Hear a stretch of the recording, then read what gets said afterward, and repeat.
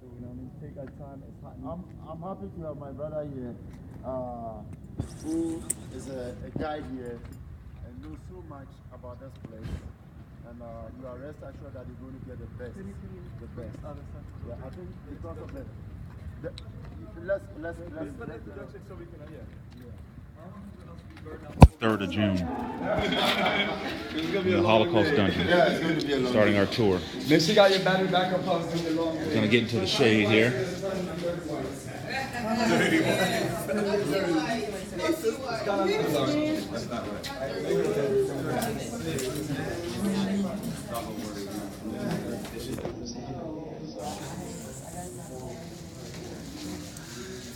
So as I was saying,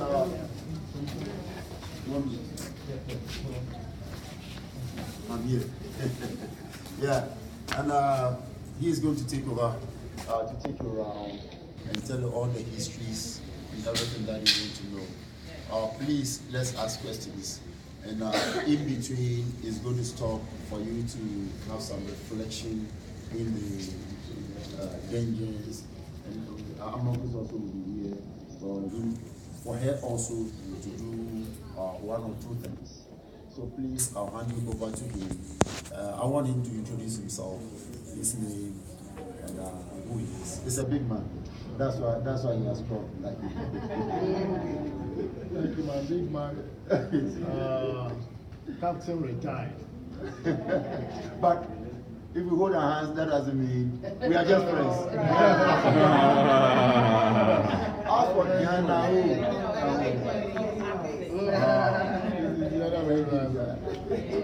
Right, my dear, wonderful brothers and sisters to the historic Cape Coast Castle.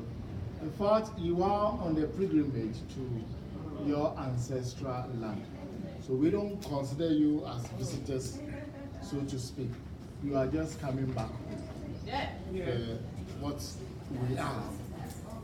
My name, Robert Morgan Mensah, officially welcoming you to the facility. Good morning. Good morning. Glad to meet you here. I'll lead you around the castle as the guide.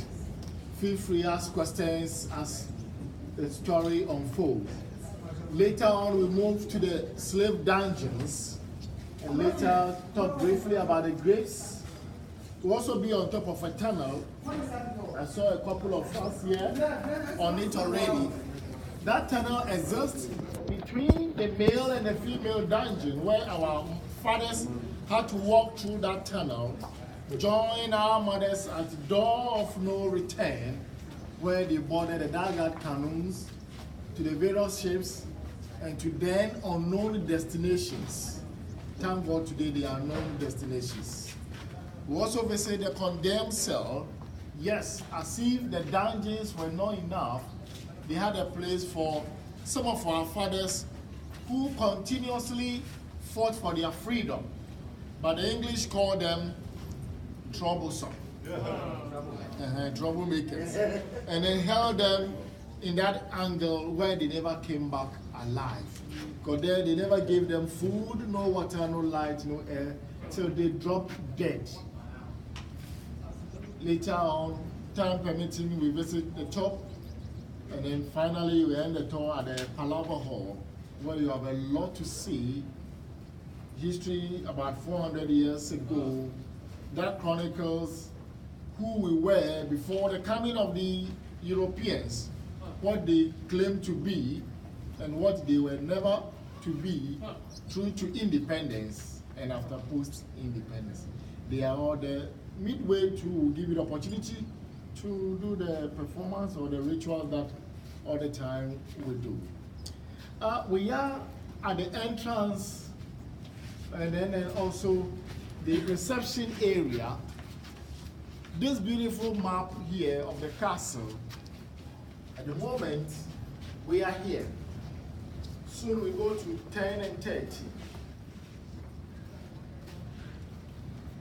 And then Gulf of Guinea down the sea. Some of us were here already, 16, with their cannons. This is where our mothers were held for a period of time before they exited the boat.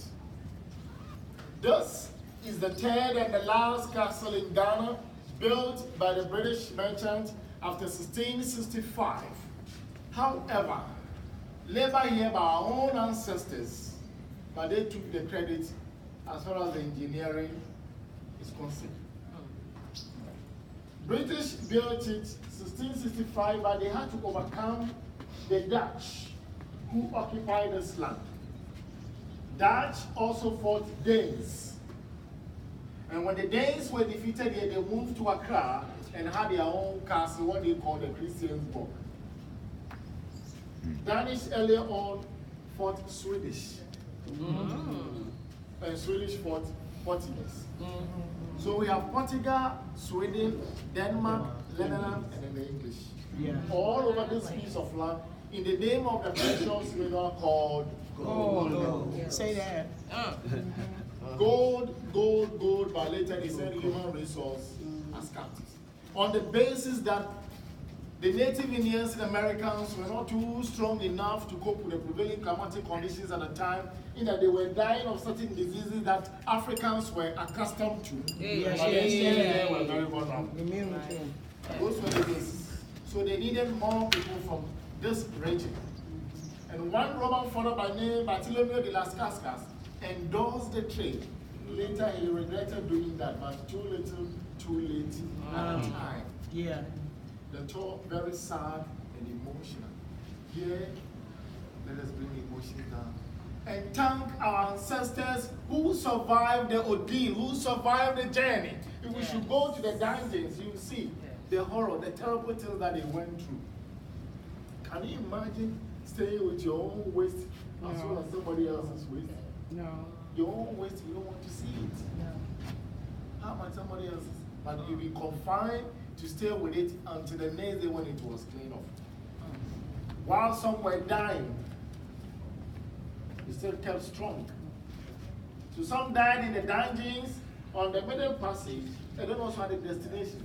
But thank God, our direct ancestors didn't die either in the dungeon or the middle passage. So we are who we are because they survived the journey. Strong people. Our ancestors had to walk all the way from present day Burkina Faso, Tamale, Yendi, Sisala, Salaga, the biggest and largest slave market at the time in the East Gonja district of the northern region of the Republic of Ghana. That's about 700 kilometers away from here. Most of whom were captured largely as a result of the tribal wars, ethnic conflicts. Domestic slavery existed prior to the coming of the Europeans. But the treatment was quite different from what our ancestors went through here. In those days, you could eat whatever the queen, the kings, whatever they ate. Even if it was the recipe. But here, very little. Sometimes you got to struggle with it before you got it. That was not easy. Tribal wars was it. Kidnappers, slave raiders also took undue advantage of some of the tribal wars. You see, some of our chiefs wanted to expand their states to kingdoms and to empires. And how do you achieve that? You needed to fight the weaker state, so they will come under your jurisdiction. And here in Ghana, you know a typical example of one particular tribe. You know it yourself. Hey. They thought the land of Ghana today was everywhere was full of gold. So they will conquer you. And then you come and they are gold. So for you to walk from Burkina Faso to this side, some died on the way. And then this side. Portuguese said they were here as explorers, exploring the west coast of Africa to Asia. Two, they were here as missionaries, teach you the Bible, a way to God Almighty. By so doing, killed the African traditional faith, and then also Islamic faith was developing at a faster rate. Remember, our ancestors engaged the Arabs first before the Europeans came during the Trans-Saharan trade. Yes, sir. Yes, So sir. they were here to teach you the Bible. Third, they said they had found gold in abundance, so therefore they would stay on your land.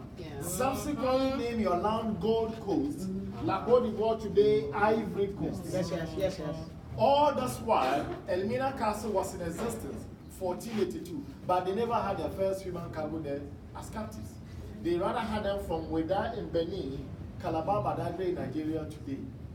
So almost every 2 weeks, 6 weeks, they had to export captives from that angle to the Elmina Castle.